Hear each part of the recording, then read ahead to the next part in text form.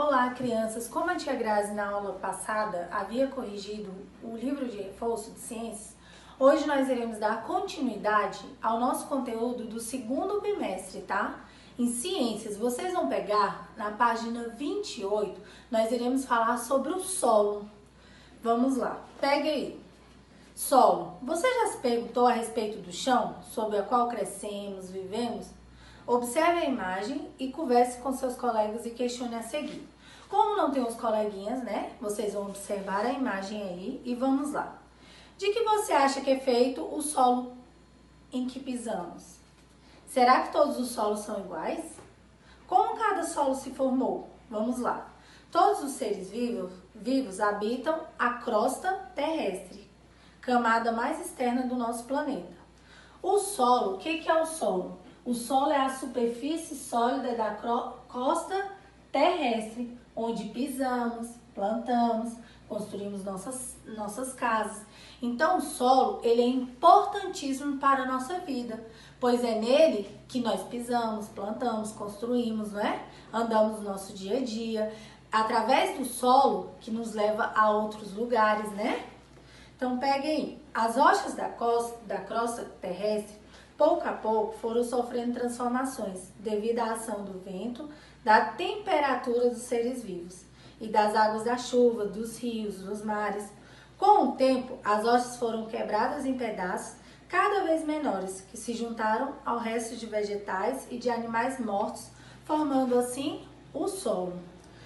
É do solo que retiramos grande parte do nosso alimento e construímos casas, por isso devemos cuidar bem dele. Só que no solo é a parte de cima. Abaixo do solo tem o quê? O subsolo. Tem o subsolo. Vamos lá. Subsolo é a camada da crosta terrestre encontrada abaixo do solo. Então tem o solo e o subsolo. Vamos aprender um pouquinho sobre o subsolo? Chamamos de subsolo a camada da crosta terrestre encontrada o quê? Abaixo do solo. Nela há muitos minerais como ferro, cobre, ouro, prata e bem como os dois combustíveis essenciais, o petróleo e o carvão. É de lá que nós retiramos, do subsolo, que nós retiramos o petróleo e o carvão. A partir do petróleo são fabricados os combustíveis, né? A gasolina, aquela gasolina que a gente vai lá no posto e abastece o carro, a moto, né? Nós retiramos ela do subsolo. O que constitui o solo? O que contém lá no solo? Os solos são formados por material mineral, areia, argila, que são fragmentos de rochas, e por materiais orgânicos, que são o quê? Restos de animais. Nós iremos aprender agora sobre alguns tipos de solo. Tipos de solo, como a tia Grazi havia falado para vocês. Os solos não são todos iguais, eles são diferentes. Vamos lá falar sobre os solos são diferentes, tendo em conta o tipo de rocha que os formaram.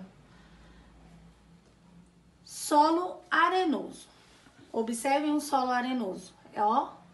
Tem uma areinha. No solo arenoso, a água atravessa facilmente o solo. É um solo permeável, seca rapidamente após a chuva. Não é um solo bom para a agricultura.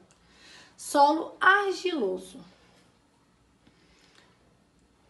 O solo argiloso ele é formado por argila, deixa passar água muito lentamente. É um solo impermeável.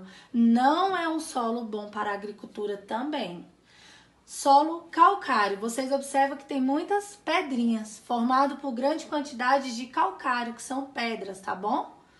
Até agora, nós vimos os solos estéreos, que não podem ser fértil. O solo fértil é abundante em matéria orgânica, arejado e favorável para a agricultura. Olha o solo fértil, onde faz plantações. Como a tia Grazi estava explicando, sobre o solo fértil. O que é o solo fértil, tia Grazi? É a mesma coisa que o solo umífero, a terra preta. Peguem aí no livro de vocês, na página 29. O solo umífero é o solo que contém muito humus. O que é humus? Ou seja, restos de animais, vegetais em decomposição. É considerado um solo bom para plantio, pois é rico em nutrientes nutrientes para os vegetais, também conhecido como terra preta. É nesse solo onde nós cultivamos, nós plantamos frutas, verduras, legumes. É um dos solos mais importantes para os seres humanos. Como a tia Grazi havia explicado sobre o solo permeável, que é o solo arenoso. Por causa da sua permeabilidade, o solo arenoso não acumula água. É pouco úmido, costuma formar terrenos secos e precisa ser irrigado. Isto é, necessita de que a água de um rio ou poço seja levado até ele. Um exemplo de solo arenoso, normalmente quando você vai na praia, é aquela areinha, né? Aquilo dali é um solo arenoso. Solo impermeável. Solo impermeável é o solo argiloso. Por ser impermeável, o solo argiloso forma terrenos úmidos, pois retém muita água.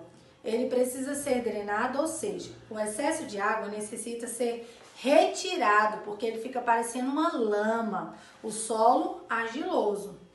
Isso pode ser feito através de valas, colocando tubos de águas para escoar.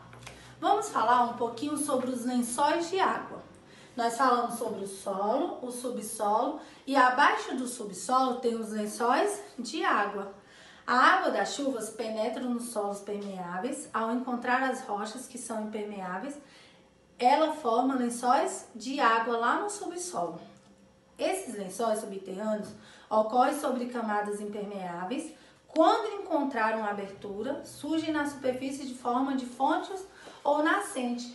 É através dos lençóis de água que nós retiramos aquela aguinha que vai para os rios, né? Porque ali formam o quê? Fontes ou nascentes. A água dos lençóis subterrâneos pode ser retirada de fontes por meio de construção de poços artesianos, tá bom, crianças? Então, nós falamos sobre o solo, o subsolo e abaixo do subsolo, os lençóis de água, onde saem aquelas aguinhas que transformam-se em o quê? Em fontes ou nascentes. Através dessa explicação, vocês vão pegar o livro de vocês e fazer as atividades nas páginas 30, 31 e 32. Até a próxima aula!